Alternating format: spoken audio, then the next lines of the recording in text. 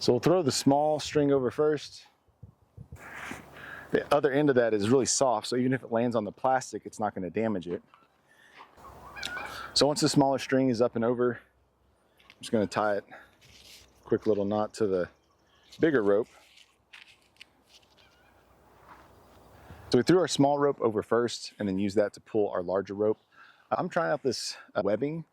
One of the things you want to make sure that whenever you're pulling the rope up and over for the shade cloth, while it is very lightweight, it's not going to fight the wind the way the plastic does. You don't want to pull it hard and fast against the plastic because it could rub a hole in it. Use at least 5 ropes and go slow and steady. Make sure you don't catch and make sure you're not rubbing a hot spot in the peak of the tunnel plastic. Using a wide soft rope works the best.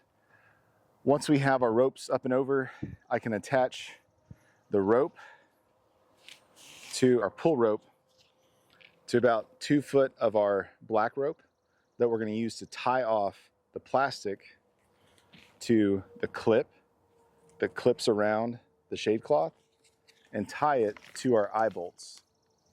So there's 10 on each side, 10 of these clips. We're going to put them at about every other eye bolt.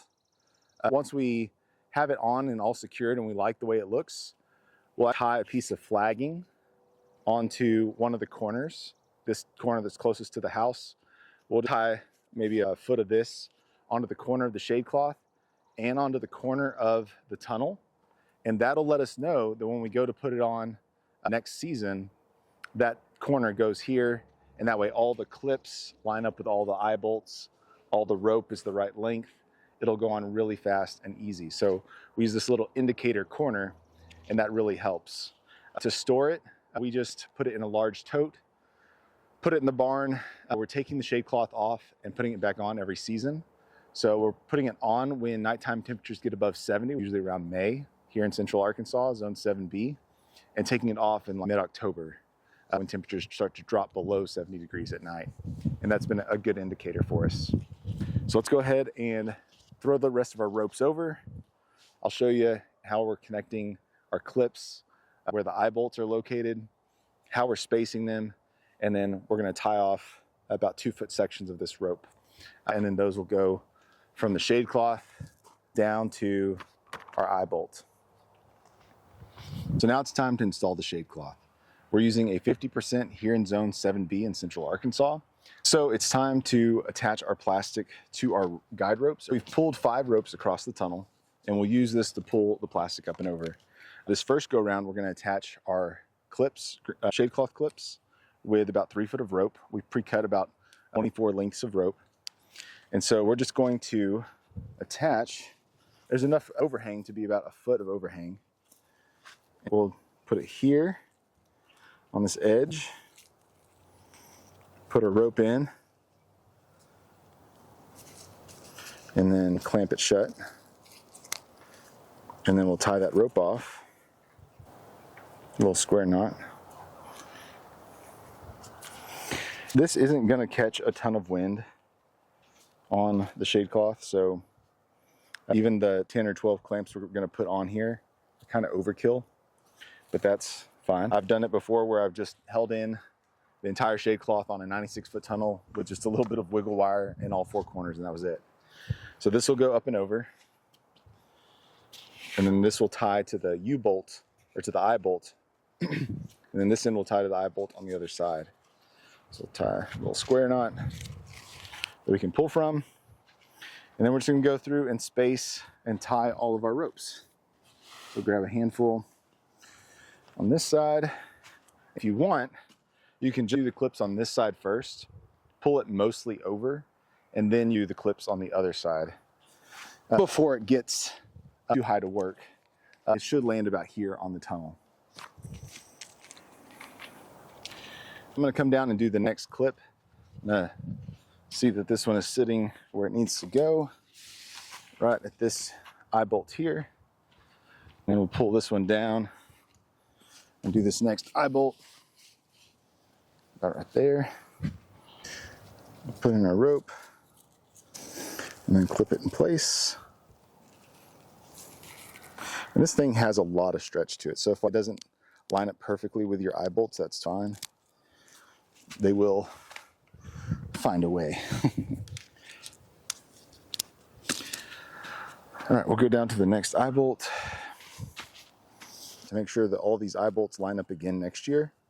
We're going to tag one corner with a piece of colorful rope and then tie that same piece to the greenhouse. And that way you know how this thing aligns next season. So it helps make sure that all these eye bolt ties wind up in the same spot. We've got 5 of our ropes tied off to our shade cloth rope, which is on the clip, which is on the shade cloth.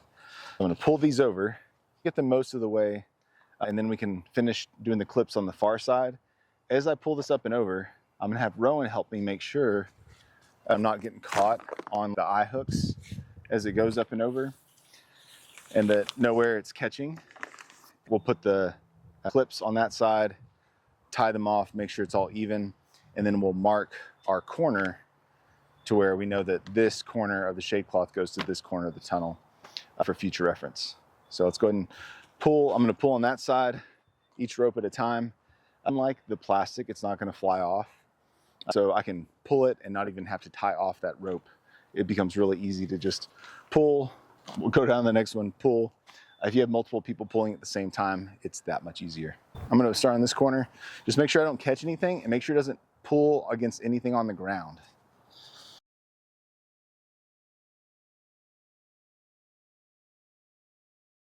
All right, so we're going to pull this about a foot past the end